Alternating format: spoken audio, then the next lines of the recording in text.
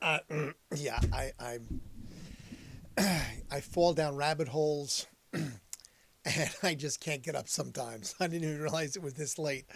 It was 10:45 and now it's 11. Sorry. How's everybody doing? Happy Wednesday. Happy hump day. Episode 151, the 29th of October. Holy crap. So this ends tomorrow. So if you're interested in crap, there it is. Stuff. Whole list of things. Paul Delphi auctions, big room bar, radio station stuff. There's lots of stuff listed. I was down there today for many hours, preparing things to be taken apart, removed, so forth and so on. I did take the liquor bottle that I put in the wall out. I smashed the wall open with a hammer. I videotaped it. I forgot to download it. I'll get there. I promise. Anyway, happy Wednesday. Remember, there's no particular order. I'm just going to go through the decades, movies, some TV, mostly music. All right? Perfect. The Beatles' second TV appearance on Granada TV. I can only imagine that's like the island of Granada. People and Places. It's filmed in Manchester, though, in 1962. They played Love Me Do and Taste of Honey. Exactly 1 year ago, or 1 year to the day, the Beatles 1963 released the booklet of Meet the Beatles. Don! Hi, aloha, my friend. How are you? Good to see Don, the idea guy. Well, I don't get to see him. I've seen that you're writing, so that's a beautiful thing. Don, the idea guy, is in the house, as is other people. So happy other people. How are you? So yes, as I said, the auction ends tomorrow. So there's stuff. Look, oh look, the chair, the little the what's it called chair, the lobby chairs. So one has, oh, that's artificial plant. One is it has a bid of $102.50. 1025. Oh, how funny is that? Look at that. 15 bids. So people really want the chairs. uh, I always said that those are like the high back patent leather button chairs that you sit in with a cigar and a suit and a drink with a little umbrella, and Steve Martin be somebody from the movie The Jerk. That's exactly what it is. Oh, scheisse. 1969. 1969.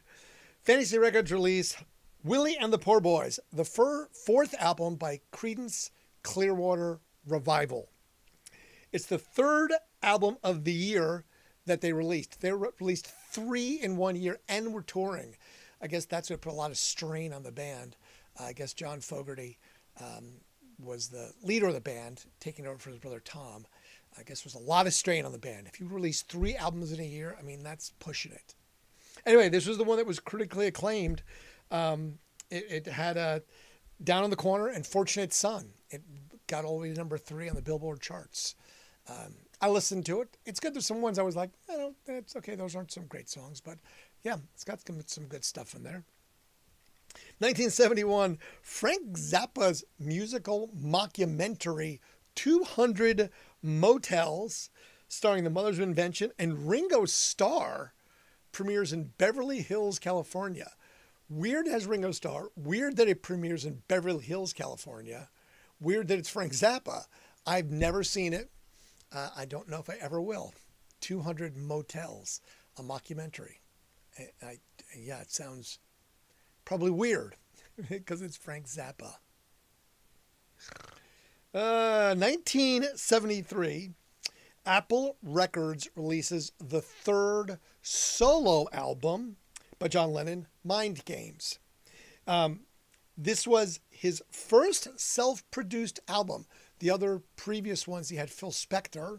Crazy Phil Spector was the producer. It went to number 9, and it went to RIAA Gold.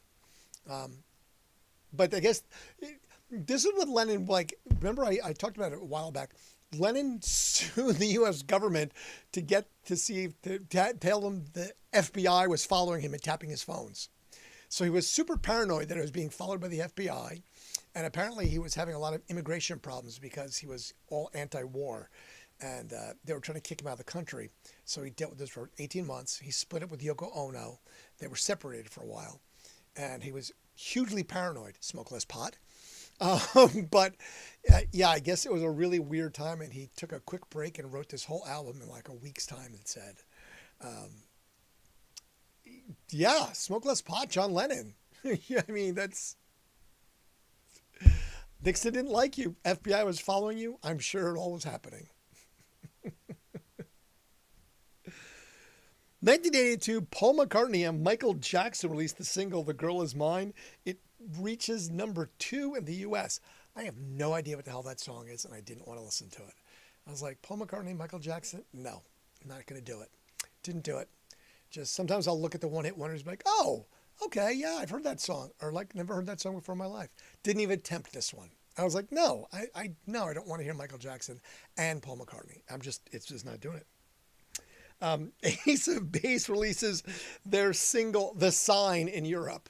I just had to put it in there because Ace of Base. I mean, I listened to that. I'm like, okay, sure enough. 1994, Pink Floyd finishes their final concert on their final concert tour at Earl's Court in London.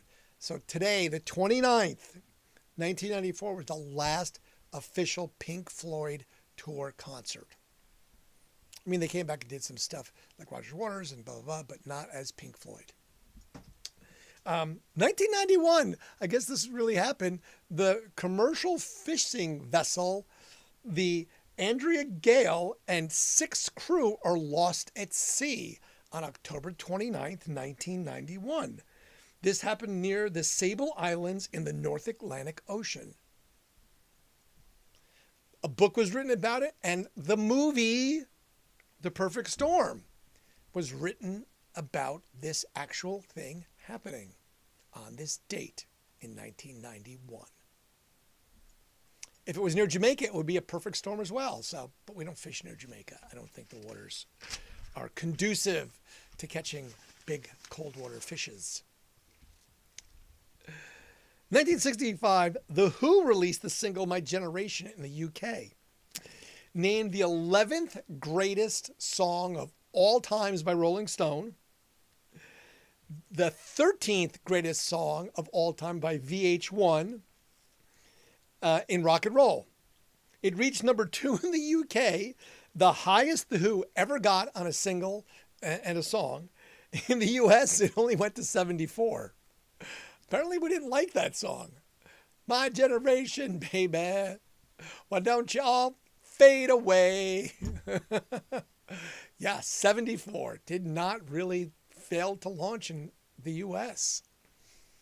I didn't realize it was that low on the popular love chart.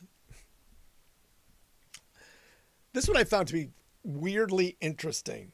In 1966, the single 96 Tears is released and it becomes number 1.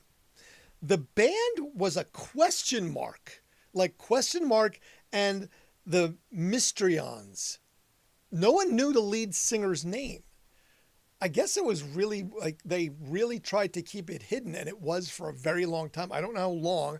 I couldn't find when the actual date was, but it was years that no one knew who this guy was. It turns out this closely guarded ID, it was a guy named Rudy Martinez, and he turned out to be from Saginaw Valley, Michigan, of all places. The song was also later a hit for the Stranglers in the UK. But I was like, do I know that song? I'm like, oh yeah, 96 Years. Like, I totally heard that song. But yeah, I was like, I have no idea who sings it. Like, I had no clue. It's because, yeah, they don't credit anyone's name to it. It's literally a question mark and the Mysterians.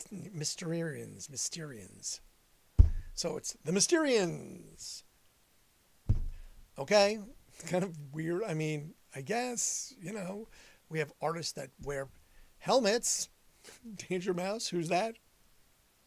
But, locally, Rovie, they wore like hoods with glowing red eyes, and you didn't know who they were. DJ guys. I miss Rovie. Those were so much fun days doing that. 1967, the band Cream played 2 shows at the Seville Theatre in London, billed as Sundays at the Seville. The following week, the Bee Gees played Sunday at the Seville.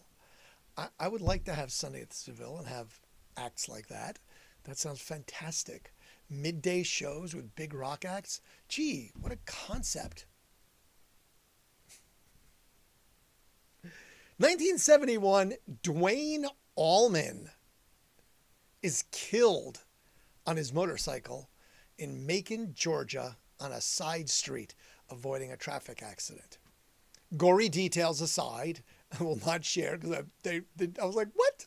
It's like, wow, we really didn't know that much information about the guy getting killed on his motorcycle. That's pretty horrific. So no gory details. He was 3 weeks away from his 25th birthday.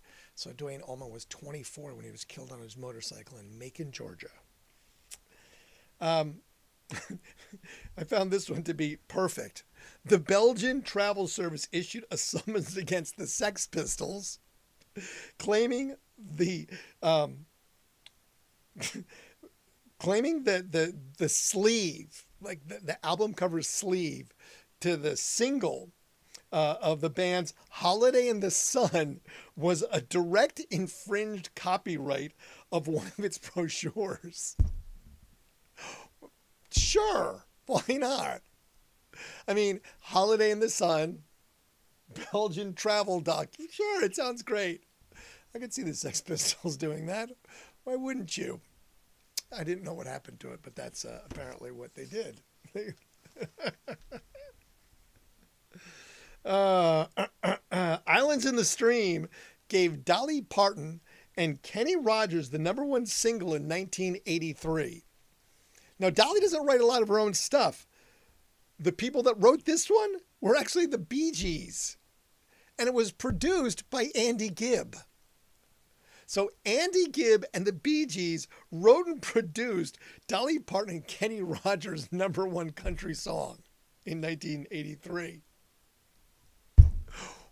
How is that possible? I mean, Bee Gees? Really? Okay. I guess, songwriting is songwriting. You can write it for yourself. You can write it for somebody else. But I guess you can write a #1 country hit as well. Anyway, 1983, back to Pink Floyd. Dark Side of the Moon marked week number 491 on the Billboard charts.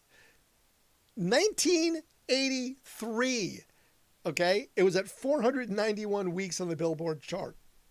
It surpassed the previous record held by Johnny Mathis. When it finally dropped off the chart, okay, it dropped off in October, 5 years later. 5 years later, 1988, October of 88, it finally dropped off the chart. Dark Side of the Moon set a record for 741 weeks on the Billboard record chart. That's crazy. Think about that. 741 weeks that album was charting. That's nuts. I mean, it's a good album, but wow, there must have been some serious stoners who get the dude, let's hear it again. Play it again. Let's watch it backwards when we're watching Wizard of Oz and see if it syncs up. Hit it again. I mean, that's nuts. I don't. Well, no, it's definitely the record. 741 weeks on the Billboard album chart. Yikes. 1987, Ron Wood of the Rolling Stones had his first ever art exhibit, Decades, and it opened in London. Basically, it featured pictures and portraits that Ron had shot of rock stars and famous friends from the past 20 years. I guess, if you're the Rolling Stone, you could say, hey, look, all my selfies are art. I'm going to put them in a gallery. Here's my art. Look, it's a picture of a celebrity. Click. It's art. Right? That's how it works. You're a celebrity. You get away with that stuff. 1987, David Bowie played his first night of a 15-date tour of Glass Spiders, the Glass Spider Tour in Australia and New Zealand. It said what venues and blah, blah, blah. I don't care. I didn't get to go see it. It's Australia and New Zealand. If you actually know a venue in Australia and New Zealand, more power to you. Besides, like the Sydney Opera House. I mean, I don't know one. I could make one up. You know, the didgeridoo in so-and-so Australia. Enya started a 3-week run at #1 in the UK with her song Ornico Flow. I may have said that incorrectly. Afterwards, Enya said to the band and she went solo, and she featured then only doing specialized Celtic and New Age recordings. Enya. I actually just sold an Enya gold record to someone. They were in like Texas and bought it. I'm like, okay, Enya fan. Cool. I mean, Enya's cool. You know, get high, listen to Enya. Don't do drugs. What? It turns off of us as I say don't do drugs. I was not paying attention. It was only 16 minutes. That's what I get for turning it on early and not paying attention. Sorry. 1996. I didn't realize it was that long ago. The band The Stone Roses splits up in 1996. The lead singer, Ian Brown, said, and I quote, "Having spent the last 10 years in the filthiest business in the universe, it's a pleasure to announce the end of the Stone Roses." Okay. Tell us how you really feel there, Mr. Brown. I mean, they were kind of raucous. Remember they lit fires in their ex-record label's place. He got arrested for all sorts of shenanigans on an airplane. I mean, they broke into some place. I mean, you made it filthy. It wasn't anybody else's fault. I still do love the Stone Roses, though. I listen to the best of it every day, and they're so good. 2000, Spice Girls, #1, 9th, #1, blah, blah. Don't care. The winner of the Q Awards, one of the UK's most prominent music awards in the year 2001, the best single went to Ash for Burn Baby Burn. I mean, is that intentional? The band is Ash and their song is Burn Baby Burn. Just saying. The best new act was Star Sailor. We've seen Star Sailor and Ash. Best album was Travis, The Invisible Band. We've seen Travis. Best live act, Manic Street Preachers. Amazing. And the inspirational award went to Johnny Lydon of Public Image Limited / the Sex Pistols. Johnny Rotten himself. 2003, even before his now legal issues are happening, in 2003, P. Diddy apparently promised to investigate the claims that he ran a sweatshop for his clothing manufacturing in Honduras. Workers were supposedly subjected to searches, full body searches. Women that became pregnant were fired. Mandatory forced overtime, and they were paid less than $1 an hour working to manufacture P. Diddy's clothing line. He's going to investigate that. Let's know how that works out for the poor Hondurans that had to work in the P. Diddy sweatshop. 2003, a research firm in the United States found that songs get stuck in our heads because they create a brain itch. I mean, I guess that's an earworm, but a brain itch. This is a new one. This brain itch can only be scratched by repeating a tune over and over, according to research professor James Calaris of the University of Cincinnati. I don't know how reputable the University of Cincinnati James Calaris is, but they put the name professor in front of him. So, all right, professor. So songs such as the Village People YMCA and Baha Men Who Let the Dogs Out owe their success to the ability to create a cognitive itch. So, YMCA, I mean, isn't that an earworm? Just a new name for it? A brain itch? What's up with that? We didn't have enough weird terms for things. I've got a brain itch. Is that curable? Do I need to take pills for it? Is that happen when you get older? What? I don't know. I'm concerned. I don't want a brain itch. It sounds not good. 2005, a set of waxwork heads. So waxwork heads are basically what you would see if you go to a wax museum. I was like, what exactly a waxwork head? Anyway, a set of waxwork heads of the Beatles used on the cover shot of Sgt. Pepper's album cover were found in the back room of the London's Madame Tussauds, the House of Wax. The Pepperheads, as they called them, were used in the 1967 shoot by Sir Peter Blake in the backdrop of the Lonely Hearts Club Band album cover photograph, the one where the actual Beatles were in the front. The things sold at auction for $110,000. Again, I don't get the whole collecting thing. Again, I guess if you have stupid amounts of money, but $110,000 for basically sort of weird wax faces.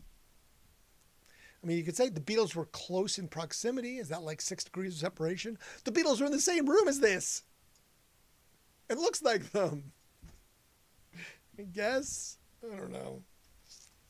2007, the movie Walk the Line, the Johnny Cash biopic, starring Joaquin Phoenix and Reese Witherspoon, who actually won the Academy Award for Best Actress, is voted the greatest film biopic ever produced. Okay, I'll live with that. I like the Johnny Cash biopic. Number 2 was Eminem's 8 Mile. Number 3 was Amadeus, the Mozart biopic. Number 4 was Ray, the Ray Charles one. And recently added into the top 10 was Joy Division's Control. I have not seen Joy Division's Control. I will definitely seek that out and find that one. But yeah, I've seen all the other ones. And yeah, I would say that was a good one. But yeah, Walk the Line, I'll go with that. I'm a fan of Johnny Cash. I could say that it's the best biopic ever. I mean, it's not the worst. And I haven't seen all of the worst biopics to tell you that, no, it's definitely the best because this one's the worst. Dead celebrities. We always love dead celebrities. Forbes, once again, cashing in. So this is 2009 now. Michael Jackson died the 25th of June, 2009. The 29th of October, 2009.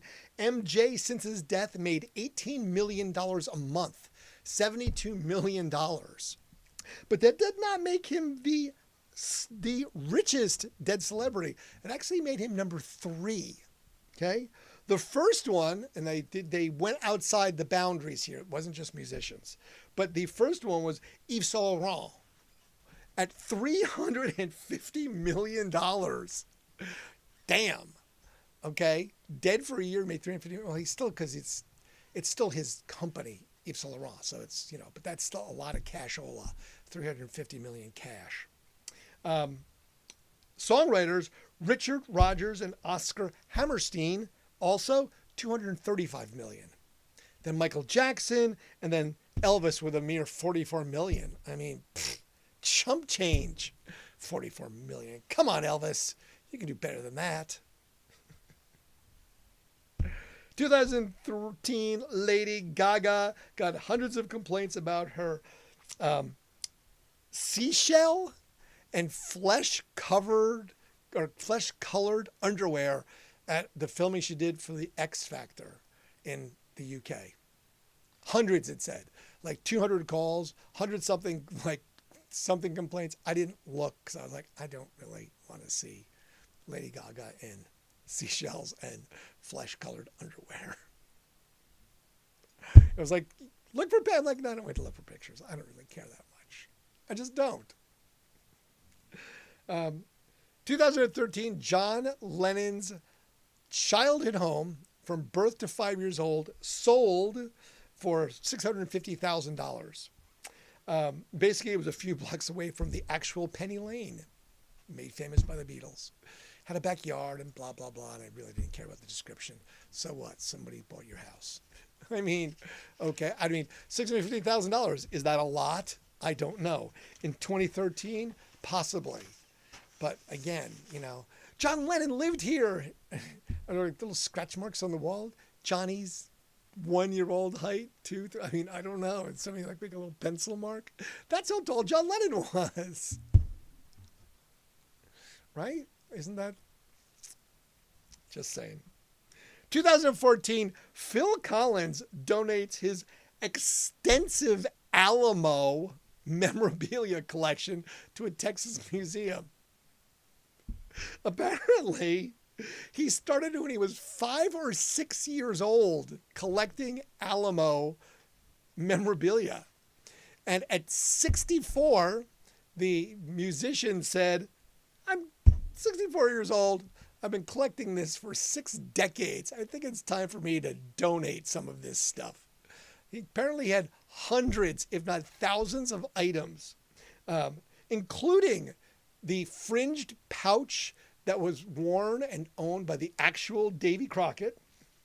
And he had Jim Bowie's actual knife, where we get the term a Bowie knife. Why? Don't know, but he was obsessed with the Alamo from 5 years old and started collecting at the age of 5. How do people get those genes? I don't get that. That just seems slightly bizarre to be a 5-year-old and know I'm collecting stuff from the Alamo. And he's not American, he's English. So that's even weirder. Right? I mean, I guess he was obsessed with it for other reasons. I don't know. 2016, on this day, the 29th of October, Bob Dylan finally accepted his Nobel Peace Prize for Literature, ending his near month-long silence on the subject when it was announced. Bob Dylan said he was so shocked that he was shocked into silence and was speechless about the whole process. So he had no comment on it for nearly a month. There was a denotation. I don't know if it attended, but the committee had not determined yet if they were going to invite him to the actual ceremony. I found that to be just sort of this anecdotal, like, really? Why wouldn't you invite him? I mean, is he going to cause havoc? Is there going to be a riot? I don't know. Why wouldn't you invite him to a ceremony? Anyway, 2019, Ed Sheeran becomes the richest star in the UK under the age of 30. His net worth, ready for this one? $225 million. Really, Ed Sheeran? Damn, boy. And it was doubled since 2018. He was only about $1.15 then. So to 225 million. Number 2 was Daniel Radcliffe, Harry Potter, at 119 million. Made some serious jack being Harry Potter, apparently. Number 3 was Harry Styles. They gave no number. The One Direction star got no number, so apparently he didn't make enough that they put it out there, because I was like, well, Harry's number 3, but, you know, he's just a crappy musician. He doesn't have that much. We're not going to embarrass him, so they just made no number. I was like, oh, Harry Styles, you're famous, but you don't get to have the big number there because apparently it's not big enough to compete with the other 2. Or he hit it. I don't know which. 2020, Taylor Swift, Madonna, something. Don't know. And on the day of 29 October births, Bob Ross. Bob Ross, the guy Bob Ross. You know, happy trees. Painting some happy trees. He was from Daytona, Florida. Interesting. Is anybody actually from Daytona, Florida? Isn't that like a destination? Does anybody actually come from there? Richard Dreyfuss from Jaws. A bunch of other crazy movies, but Jaws, 78 today. Kate Jackson from Charlie's Angels, 77 today. Dan Castanera, Homer Simpson's voice. It's his birthday today. Dope! Winona Ryder's 54. James Wilson from The Stooges, birthday today. Kenny Dobro of Quiet Riot, birthday today. Roger Odmel of The Cure, birthday today. Not even going to try this one. It's Aaron Erland of Sugar Cubes, birthday today. Peter Timmons, Cowboy Junkies. Toby Smith, Jamiroquai. And Chris Babe of Vampire Weekend. All have birthdays today. I skipped a couple because I didn't care. And the only other death besides Dwayne Allman was Terry Garr. Terry Garr, Young Frankenstein, Terry Garr, Mr. Mom, Terry Garr. That was one of I find Mr. Mom to be one of those movies that I always thought was hilarious. And I've used the references of things like, you know, can I get you a drink? Can I get you a beer? It's 7 o'clock in the morning. Scotch?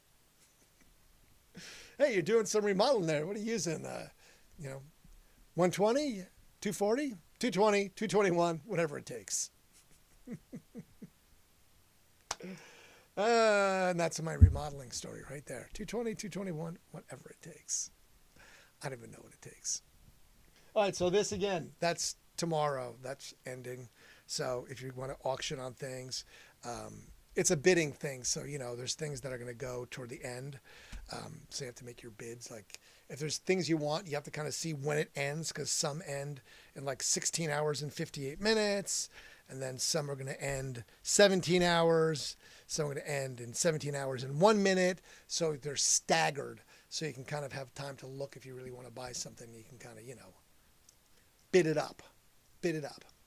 So bid it up and then raise the price and then run away because you don't really want it. You're raising the bids to make money so I can pay the bills. Oh, and the best part is I found out today, this is awesome. I don't get to keep any of the money. How's that? Yes. All this work, I do not get to keep any of the money. The bank went and intervened and said, oh no, that's collateral on your loans. So we're actually taking all proceeds from all sales. I was like, you've got to be freaking kidding me. No, that's how that works. It's collateralized. And they literally swooped in the day before and said, oh, wait, we noticed that you're selling things. You don't own any of that stuff because it's all collateralized. So every single piece of paper, chartle, paper clip, whatever else is ours, and we're taking all the money.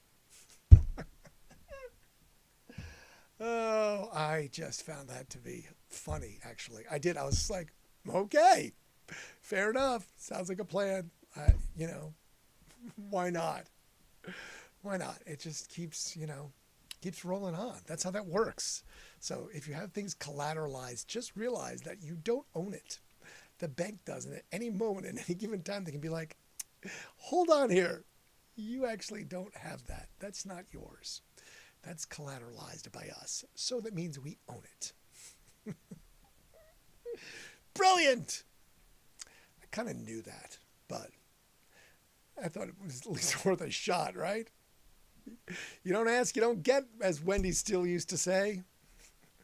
Mr. Mom was genius. Martin Mull was the man. What? Yeah, I know. Isn't that great? That's awesome. I know.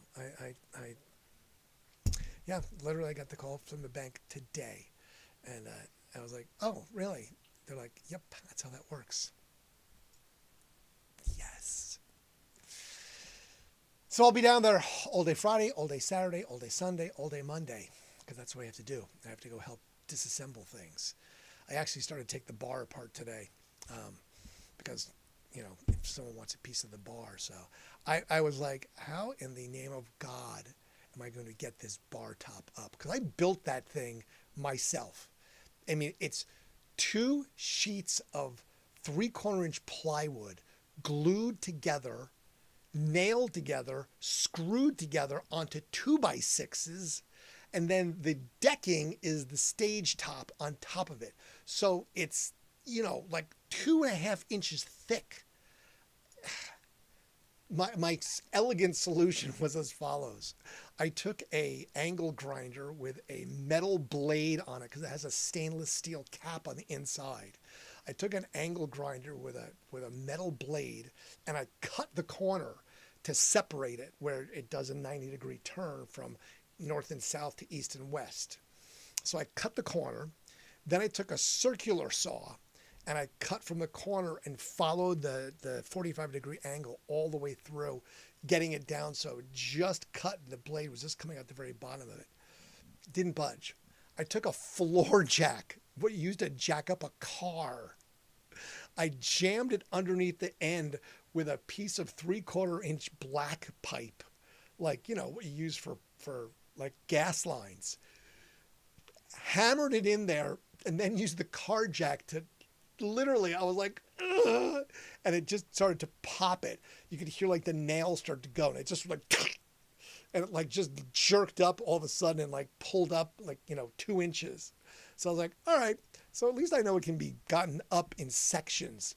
If someone actually wants it in one big piece, good luck. That is not going to come up very easily.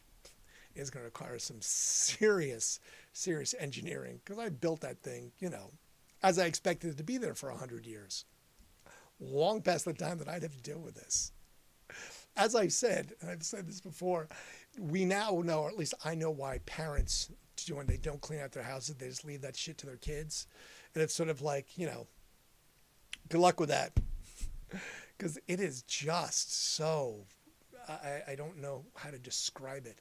It's definitely not, it's the opposite of cathartic. Okay, whatever the opposite of cathartic is, Google that and you can tell me because it is exactly that. It is the opposite of cathartic. This is just like, what the hell, man? So yeah, if you ever have to go through your parents' belongings or something, wow, I pity and do not envy you. It is not great. And if you have to do it to yourself, less great. I mean, parents too. I'm not saying that's great. I mean, it's definitely not great either way, but just saying. It's life. I mean, at this point, honestly, I'm just kind of driving through it. It seems like it's just kind of looking out the windows while driving into a very non-scenic highway. Just seems to be the same thing over and over again. I feel like I'm in Kansas, just kind of, wow, it's really flat. Not a lot of scenery to look at. Anyway, all right, I'm going to stop lamenting. And I'm not bitching. Please don't think for 1 second that I'm bitching or that I'm trying to be maudlin about this. I'm not. I mean, I'm grateful for the years that I had doing it. I'm grateful for the people I got to meet. I'm grateful that there's people here even watching this, even though it's, a very smattering. But you matter, and you are the ones that are still here because there's lots that aren't. And I told the Susan Little story, and I will share that one again one of these days. So anyway, I'm going to go. I've been watching the show The Diplomat. Also watching Slow Horses. It's Wednesday, so I think Slow Horses is on tonight, and The Diplomat I've been watching as well. I guess one of the actors, it's his birthday because I saw it noted in my list. I didn't mention him because I didn't really care, but it's just one of those trivial things, as is most things in life, trivial. Be well. Have a fantastic Thursday, and it's Thursday because the blue garbage cans are out. Recycling day. I'll see you tomorrow night. I'll let you know the auction went. By then, I'll have a rough idea of how much crap is going to go and what I have to deal with over the next 4 or 5 days. The joy keeps happening. Thank you. Be well. Fade into black.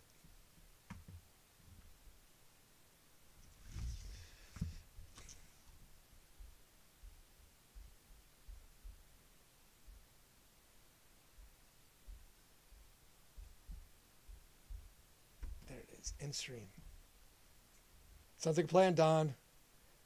A new one launched this week from the makers of Slow Horses. I will do it.